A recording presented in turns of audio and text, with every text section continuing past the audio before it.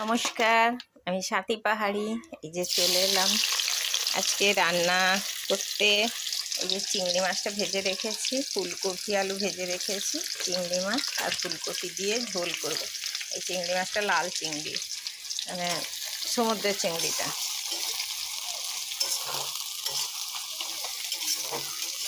এটা পেঁয়াজটা ভালো করে ভাজবো, তারপর মশলাগুলো দেবো। আর ফুলকপিটা তো ভেজে রেখেছি, ফুলকপি আলু আর চিংড়ি মাছটাও ভেজেছি। এটা কি চিংড়ি জানেন তো? লাল চিংড়ি। আর এইটার সাথে কি ফুলকপি ভালো হয়, তাই দেখতে থাকুন সাথী পাহাড়ি ব্লগ, সাথী পাহাড়ি রান্নাঘর। সকাল থেকে সন্ধ্যে অবধি যা করে তাই তুলে ধরে।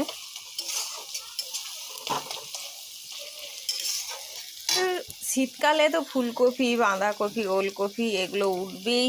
এগুলো তো রান্না খুব ভালোই লাগে। আর এখন শীতকালটা যা খাবেন না। আমি জানি।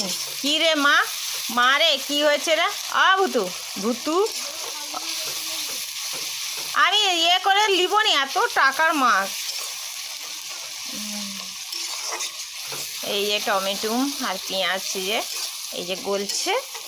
আর আর এখন যে টমেটোগুলো না সিদ্ধ হয় না, বড্ড রাগ ধরে যায়।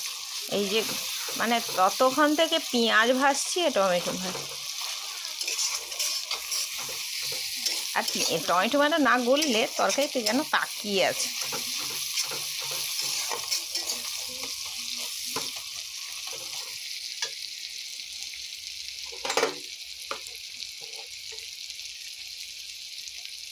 আদা জিরে লঙ্কা একটু বেশি নিয়েছি। এটা একটু মিক্সিতে পেস্ট করে নিলাম, কেননা এই যে মশলাটা হয়ে গেছে। এরপরে ফুলকপি আর ভেজে রেখেছি দেবো, চিংড়ি মাছটাও দিয়ে দিয়েছি। এই যে ভালো করে যতক্ষণটা নাম মশলা কষা হয় ততক্ষণটা জিনিস দেখবেন ভালো লাগবে না। এই যে তেল ছেড়েছে, এবার দেখেছেন তেলটা এই যে ছেড়েছে। তেলটা ছাড়ার পরে এবার সবজিটা দেবো।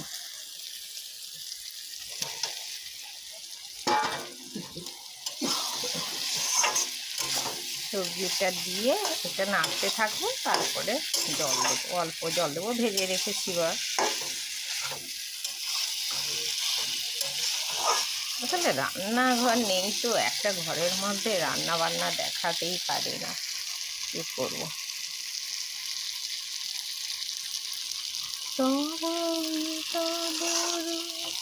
দেখি নাই